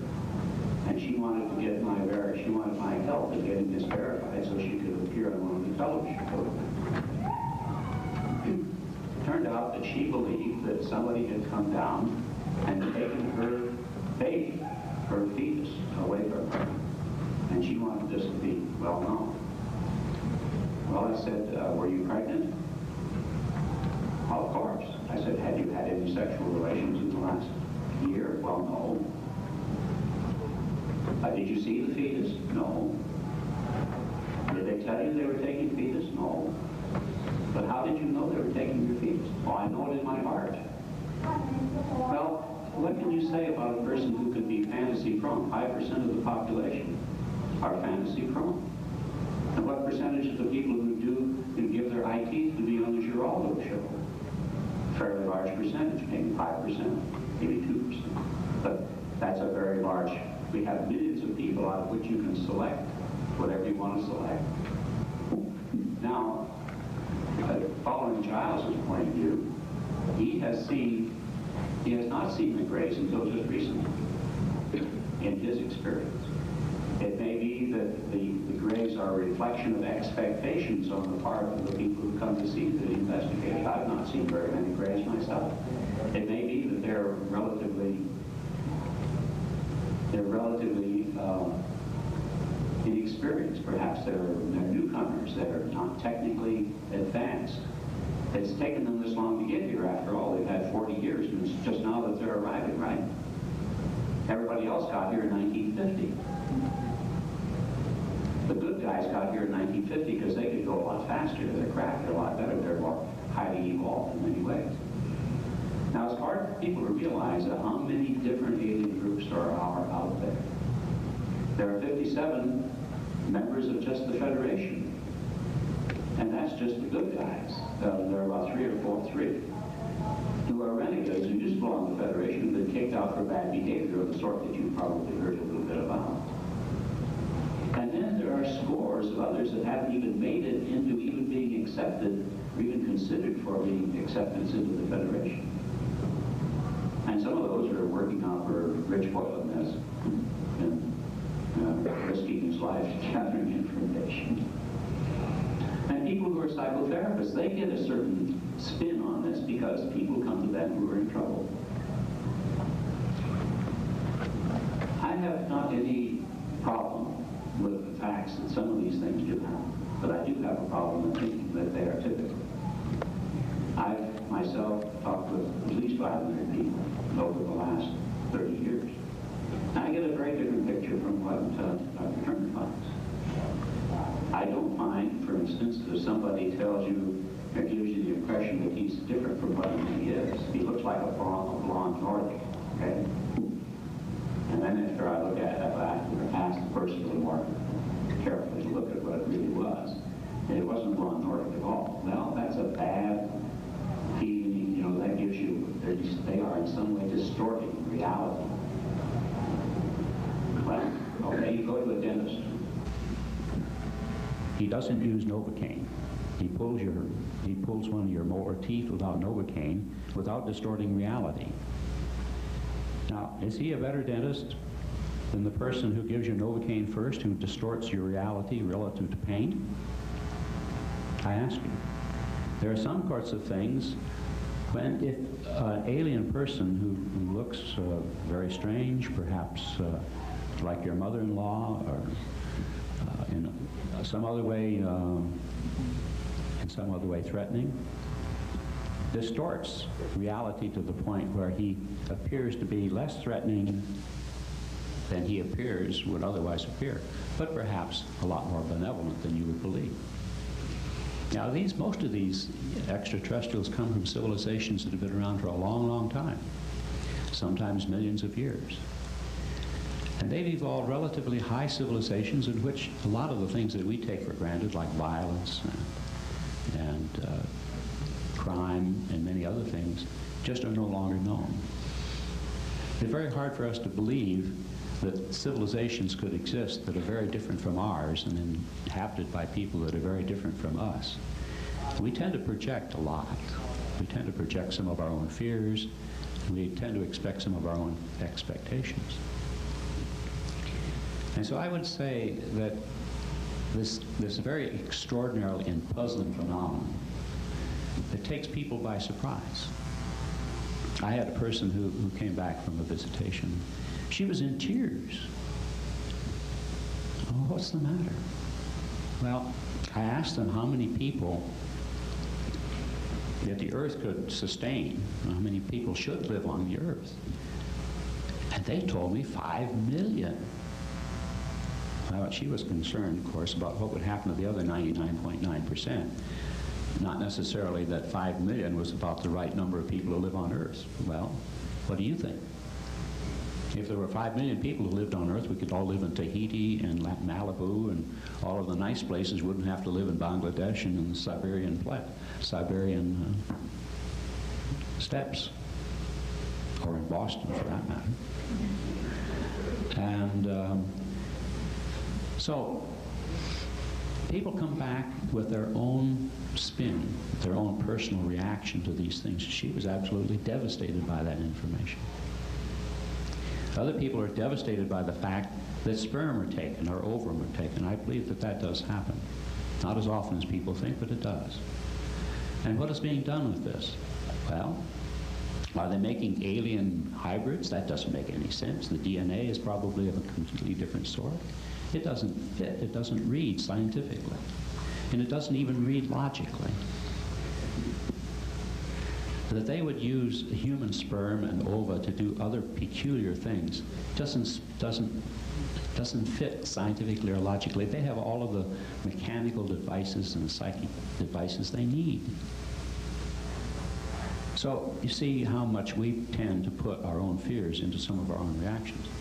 Now let me tell you some of the things that I do think they're up to.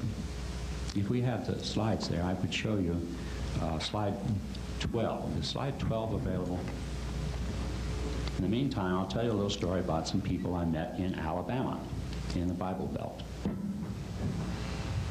Well, she said, I think they're all demons. She was out of the Christian tradition. I said, how is that? Well, they have to be. They're not Christians. Well, I said, they seem to at least claim that they're doing some nice things for people. Well, she says, they're just pretending to be nice until they really show their, true colors. I said, well, many of the people who deal with UFOs or turn out to be more spiritual, to be more interested in helping the world, helping their fellow man. Oh, she says, they're just pretending to be like that. I said, well, if you read in the Bible, Jesus said, by their fruits ye shall know them. I always like to quote the Bible in the Bible Belt. But here we have a slide that shows a group of people, 105 actually, who were divided by an analysis that I made into 4 groups. On the left side, Group A, people who definitely remembered a UFO experience. B and C are people who had evidence of a UFO experience that they didn't remember. And on the right are people who had no evidence of having had ET contact. But things that distinguish the people who had a conscious memory, and even that held up even in the middle group, is a considerable concern for doing things to help the Earth. They're interested in ecology, interested in world peace, interested in all kinds of what we would think, many of us would think to be good things.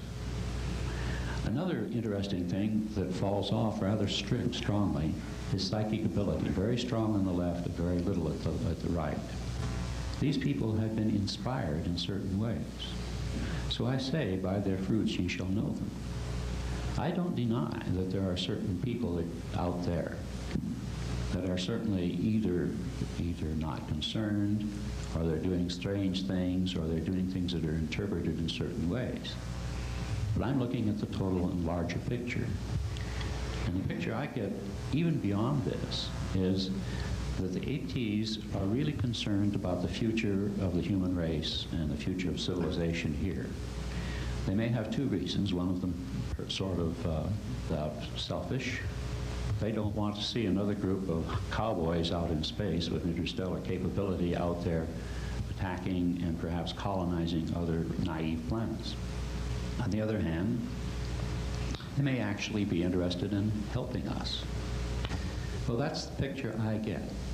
That these people, although sometimes they're misinterpreted and sometimes some of them are not so good, on the whole, are really interested in helping us evolve into a new civilization that can join their ranks.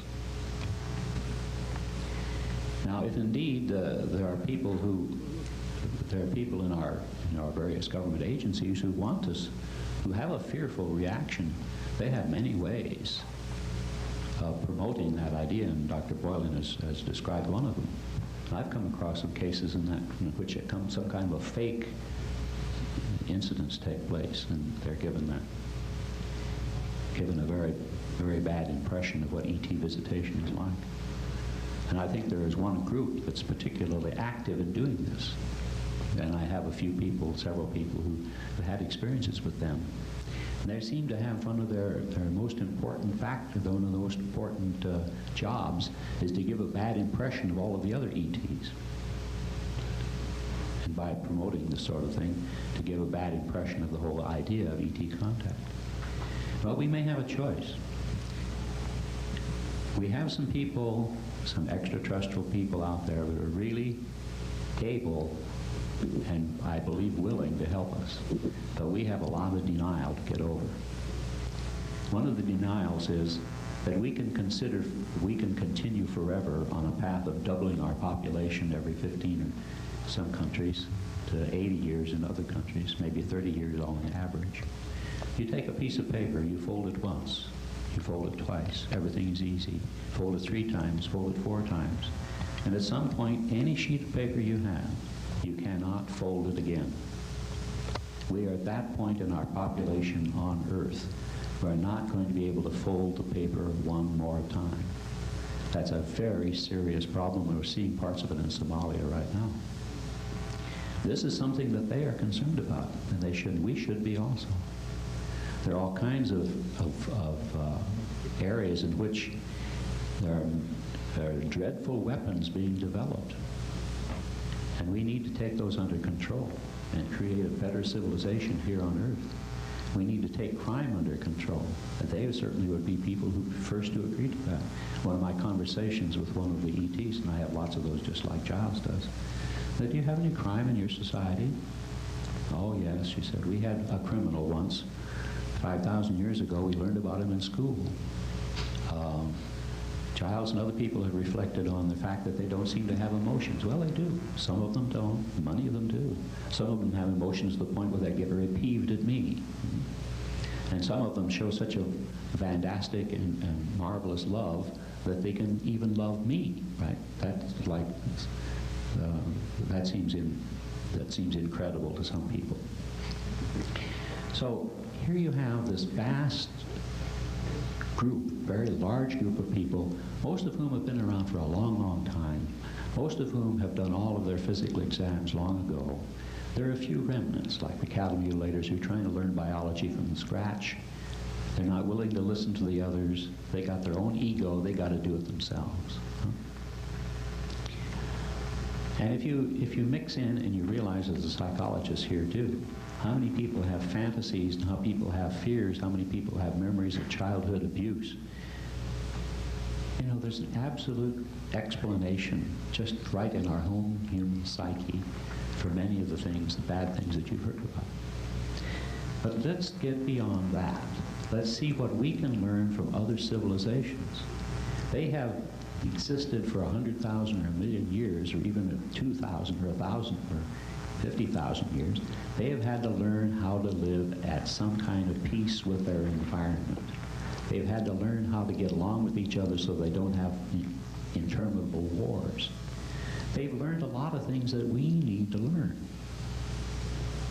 We need to pay attention to that. And we're not going to learn anything from people we think of as enemies.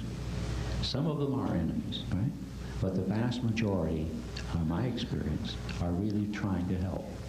And part of the real problem is our denial and our unwillingness to actually listen to information that should be extraordinarily important to us. That's the big problem we have. We don't want to know, for instance, how population has to be limited. We think that we can have all the babies we want, treat them as badly as we want to, have 20 children, you know, some of them dead, and at the same time have all of the freedoms that we want. We have to make some choices, and they're very heavy choices, and we need to think about that. We need to see what kind of information we can get. Thank you, Dr. Harder.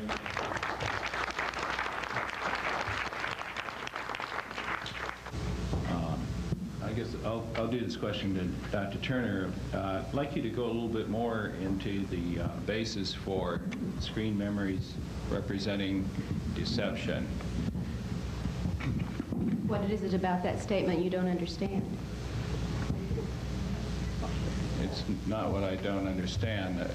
The basis. Well, I guess what I don't understand is what is deceptive about a screen memory. It's not the truth. We, for instance, have, and you know, and other people have reported on cases where the onset of an encounter, which I choose to call an abduction since it's unwilling, begins with seeing perhaps a 3-foot tall owl in the window. All right, and this is the conscious memory the person has, and there's missing time after that, and then perhaps later under hypnosis or with spontaneous recall, the owl was not an owl. It was an alien. That is deceptive. The owl is a deceptive screen. That's at a simple level what I'm talking about it in one instance. It's not true that there was an owl in the window. I'm really concerned with truth as close as we can determine it to be, and when you have something that distorts or screens the truth of a detail in an experience, then I consider that a deception. Can I do a follow-up question?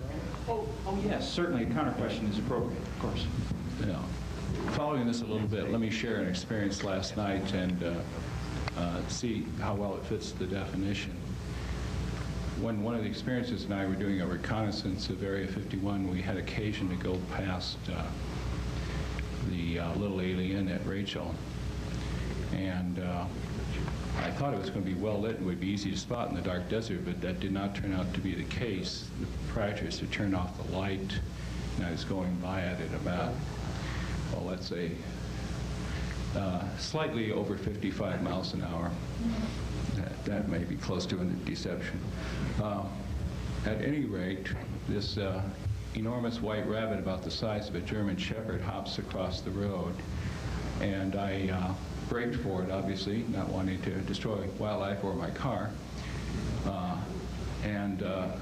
As I braked, I noticed this building over there and saw the familiar marquee and said, whoops, that's the Little Alien. Little Alien Restaurant, a rather famous place where the flyboys from Area 51 go to drink and etc.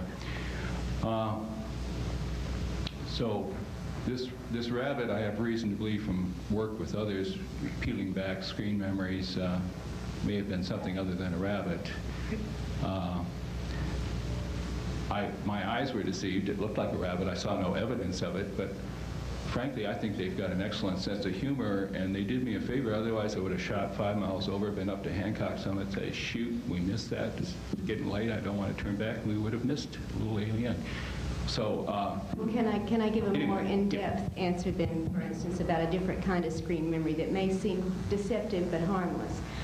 In one case, a 10-year-old boy and his 56-year-old grandmother were abducted, and after they were given the green liquid, the grandmother was placed on an inclining table and restrained, and a reptilian was there were other kinds there too, but a reptilian alien was involved and approached her and began to try to copulate with her. She fought this very strongly and said no, she had never had sex with anyone but her husband. She never would, and he was dead, had been dead 6 years. The reptilian being backed away from the woman, exited the room momentarily. When he returned, there was her dead husband. And the dead husband was brought up to her to have sex with her. She was then in the altered state that the green liquid seemed to have produced, and she accepted him initially.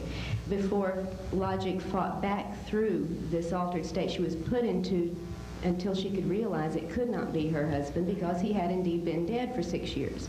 So again, a screen or deceptive device was used to gain what they wanted from her, which was the sex act. And since she was strong enough to fight even under the kind of duress she was put under against the reptilian, they deceived her initially into thinking therefore she was having sex with the husband, because that's who she said the only person she would have sex with would be.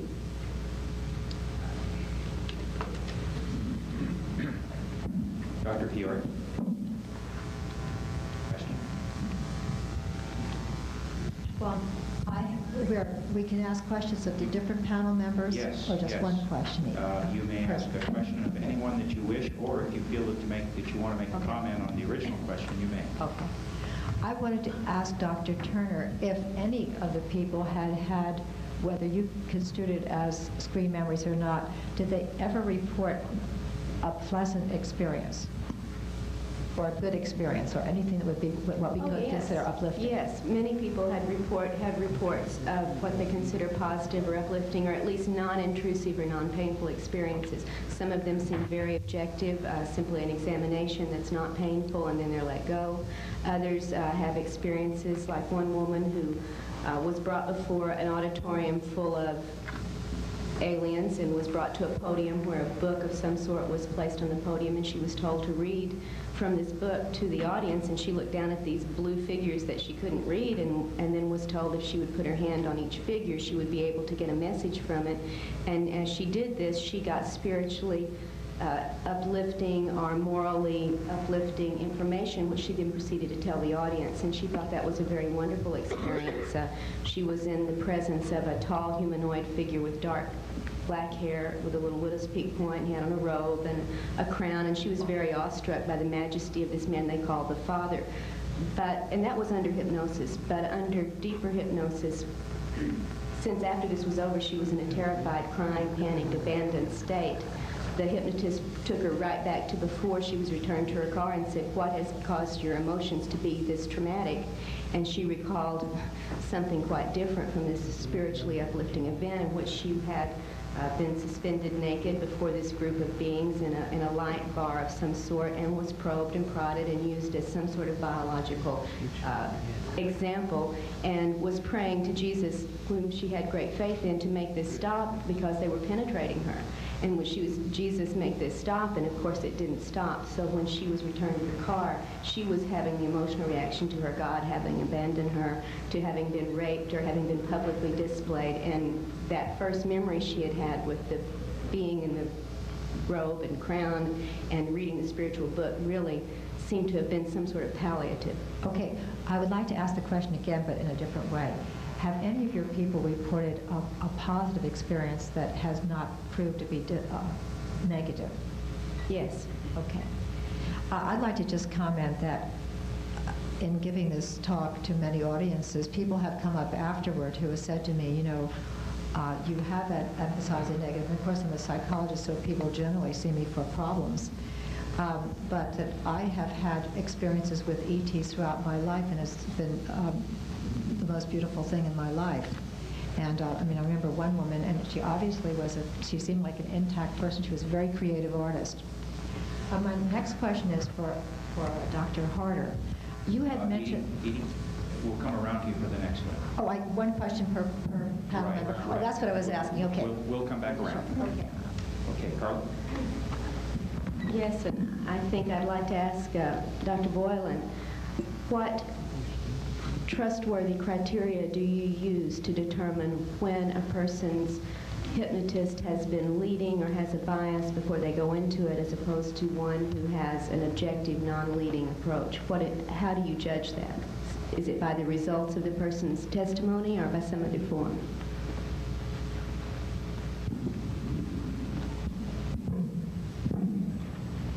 Well, that would be by the evidence of their style. Best evidence would be transcripts, if available, of the way they ask the question, load the question, shape the question. Have you got examples? Plus any pre-talk. The other avenue of distortion can be the mental set of the investigator that the investigator either puts forward to the subject before he or she hypnotizes them, or whose reputation and writings are so well known that the person coming in knows very well the mental set of the investigator, and we know the influence of expectation on people under hypnosis. Do you exempt yourself from that?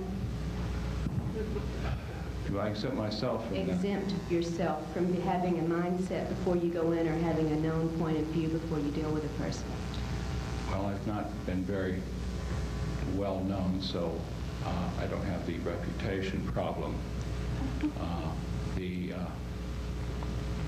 mindset, I make great pains not to give people, because I'm trying to do solid research and not give anybody an indication of my point of view, that we're just here to find out the facts. And in my experience, the facts tend to speak for themselves when a person gets all of them.